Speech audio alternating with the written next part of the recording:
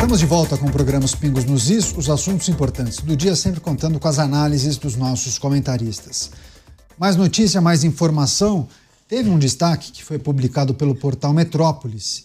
E essa informação indica que o ministro Alexandre de Moraes tem avaliado ordenar que Jair Bolsonaro cumpra a pena no complexo da Papuda, em Brasília, caso seja condenado por suposta tentativa de golpe.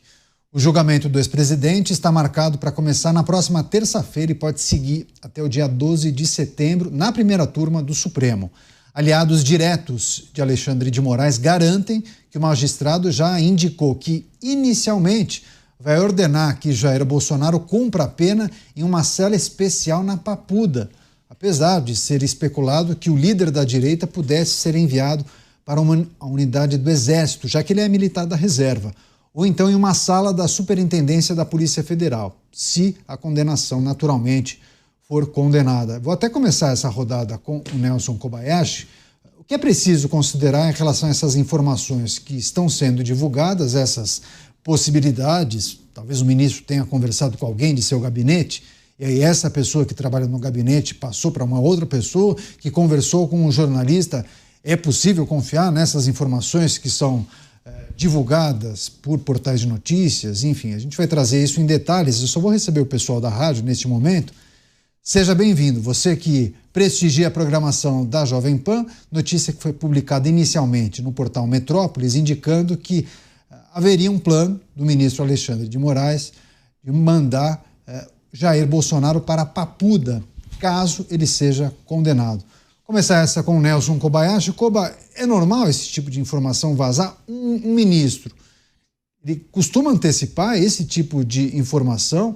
Poderia compartilhar isso com pessoas que trabalham no gabinete? Queria que você comentasse essa notícia. Em um país sério, isso é tido como pré-julgamento, que anula o processo, Caniato. É preciso considerar o quê, você me perguntou, né? É preciso considerar que o processo está correndo, que não tem condenação, que tem alguém que foi lá e se dedicou a fazer a defesa dessas pessoas, e é preciso esperar o julgamento, que não começou.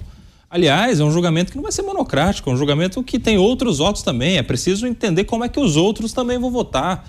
Então, aquela coisa de que o presidente está sendo enterrado vivo, é exatamente isso. Está sendo enterrado vivo. Estão prendendo ele sem ele estar condenado.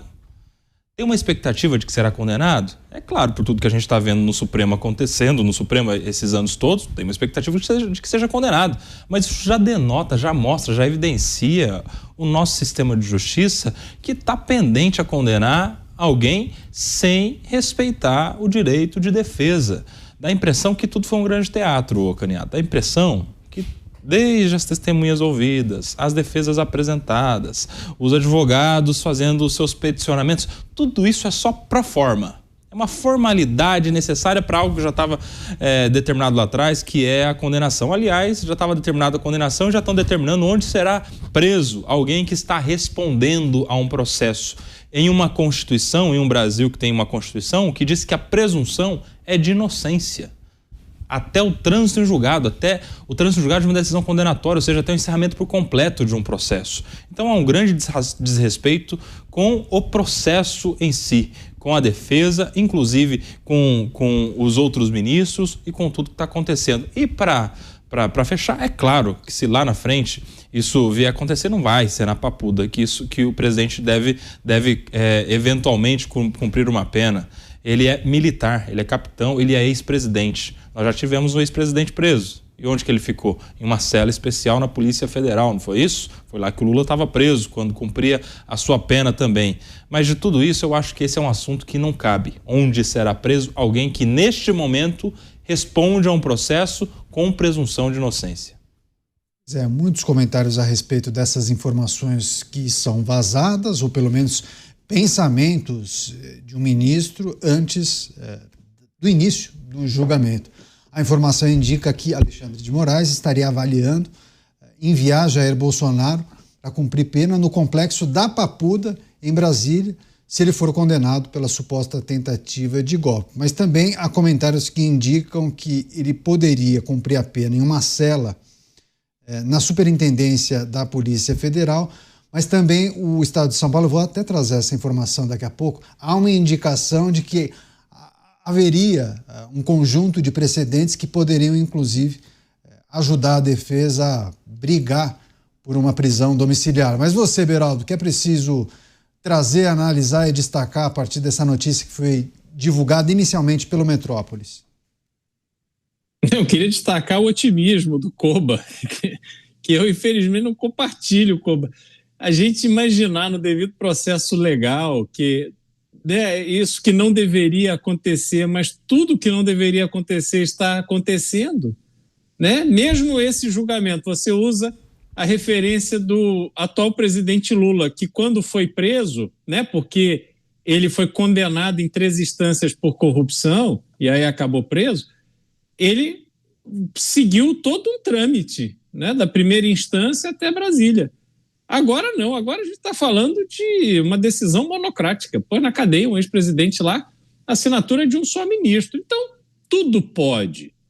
Agora, eu quero acreditar que alguém tenha um mínimo de bom senso até para entender o que é bom e ruim para a estratégia deles. Porque se o ex-presidente condenado, que será, né? Afinal de contas, já anunciaram aí essa condenação faz tempo, mesmo diante do início do julgamento. E ele vai condenado à prisão, eles vão consolidar a figura do Marte. Né? A cena de Michele Bolsonaro indo lá no dia de visita, levando a comida para Jair Bolsonaro e tal, aquilo vai sensibilizar de tal forma que Michele Bolsonaro se tornará uma candidata fortíssima a presidente em 2026. Porque essa o brasileiro adora votar com pena. O brasileiro fica sensibilizado. Nós temos essa tradição. Então, nós estamos aí diante de uma situação em que uma coisa é o ex-presidente ser condenado a ficar em prisão domiciliar. Ele está em casa com piscina, churrasqueira, está lá, triste e tal, mas, convenhamos, está dormindo na sua cama.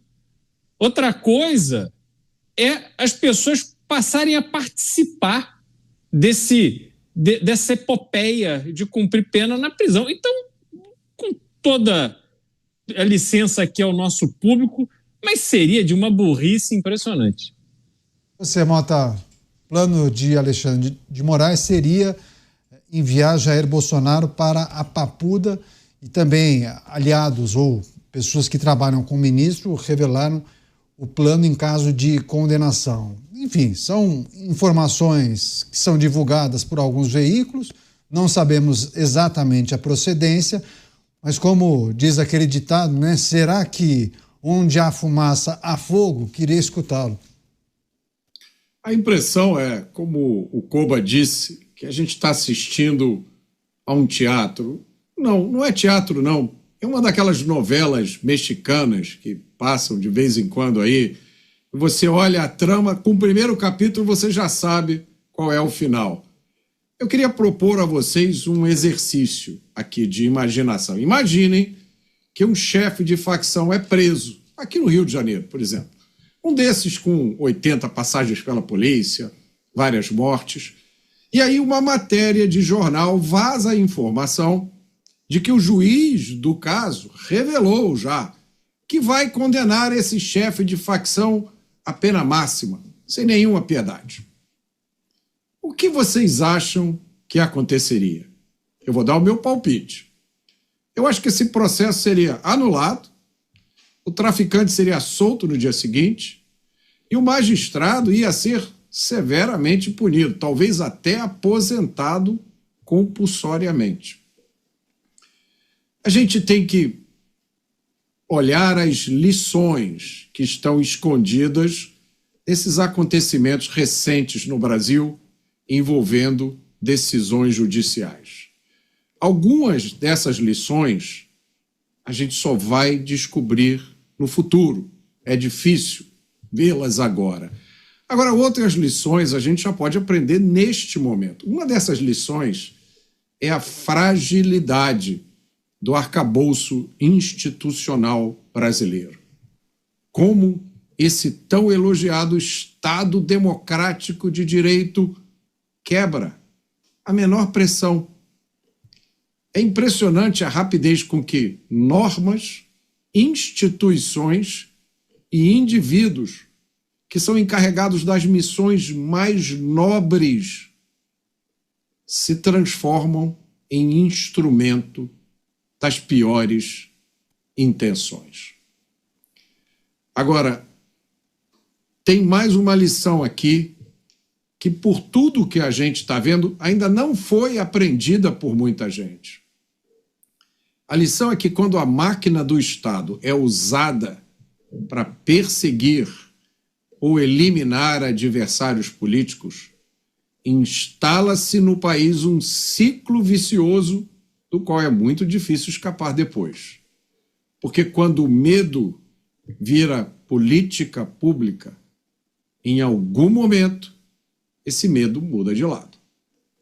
Zé, agora tem uma questão que envolve a possibilidade da condenação de Jair Bolsonaro, mas onde ele cumpriria a pena? A gente trouxe inicialmente a informação que foi divulgada por um portal de notícias, mas eu disse, Koba, que Estado de São Paulo, o jornal e também a Folha de São Paulo trouxeram informações sobre a possibilidade de cumprimento em prisão domiciliar. E aí o Estado de São Paulo traz a informação de decisões que foram tomadas pelo Supremo neste ano que poderiam servir de precedentes para a defesa de Jair Bolsonaro conseguir essa autorização. E eles mencionam aqui dois políticos que conseguiram esse benefício junto ao tribunal. Ex-presidente Fernando Collor e ex-deputado federal Roberto Jefferson, os dois condenados. E aí a reportagem também menciona a autorização dada pelo Supremo em relação ao deputado federal Chiquinho Brazão, que ainda não foi condenado, mas conseguiu a autorização para que aguardasse o julgamento em prisão domiciliar. Quais são os fatores preponderantes para que o Supremo, no caso, a corte que julga o caso, pudesse dar autorização para Jair Bolsonaro cumprir em casa? É a questão que envolve a saúde dele ou tem outros ingredientes, idade, ser ex-presidente, enfim?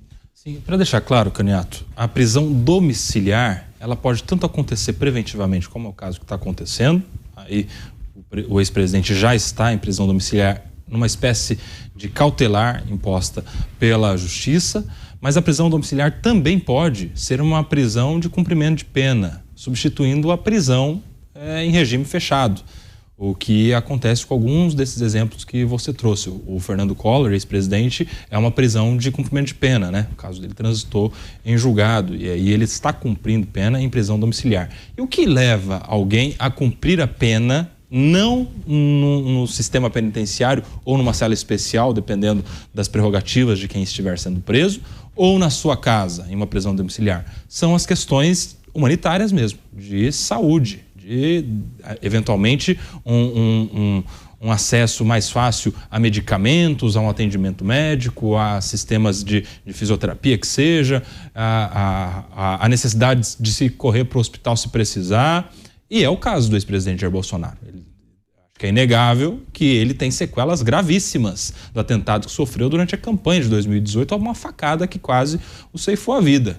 Ele teve que passar por diversas cirurgias que a gente viu acontecendo, a última de não sei quantas horas de duração, uma cirurgia seríssima. Então ele tem todas essas sequelas nos últimos eventos em que ele estava participando publicamente com problemas de soluço, visivelmente ali fruto dessa sequela. Então ele tem essa condição médica necessária que justifica a prisão domiciliar, como esses precedentes que esses jornais trouxeram, como muitos outros. E isso se associa também à questão da idade, se associa às necessidades que ele tem, às mais necessidades que ele tem do ponto de vista humanitário. Se fosse um juiz de primeira instância julgando, a defesa certamente já teria impetrado um habeas corpus preventivo, que é aquele que entra antes, justamente para evitar uma ordem de prisão em determinado presídio que seja, você já entra antes para ganhar uma decisão preventiva, no sentido seria, nesse caso aí, de, em caso de determinação de prisão, que seja uma prisão domiciliar pelas condições que se apresentam em relação à saúde. Só que tem uma coisa, no caso do ex-presidente Bolsonaro, não dá para entrar com esse habeas corpus preventivo. Por quê? Porque não cabe habeas corpus contra a decisão de ministro de Suas Excelências, os ministros do Supremo Tribunal Federal. Eles não estão sujeitos a terem as suas decisões discutidas em habeas corpus, o que é muito questionável, mas é uma jurisprudência que já se formou há muito tempo no Supremo Tribunal Federal. Então o Bolsonaro está numa situação, rapidamente, está numa situação muito difícil, que é o quê?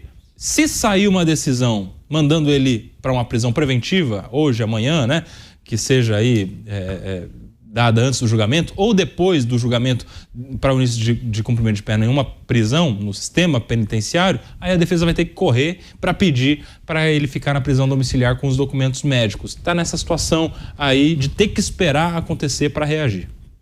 Gente, traremos agora uma notícia em relação à PEC da blindagem, mas eu quero reforçar algo que a gente costuma dizer todos os dias aqui.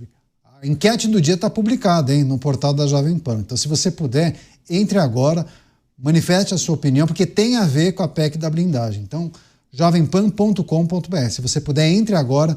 Eu espero o seu voto, sua manifestação. Daqui a pouco a gente traz o resultado. É importante saber como você pensa em relação à PEC da blindagem. Há posicionamentos bem distintos em relação a esse dispositivo.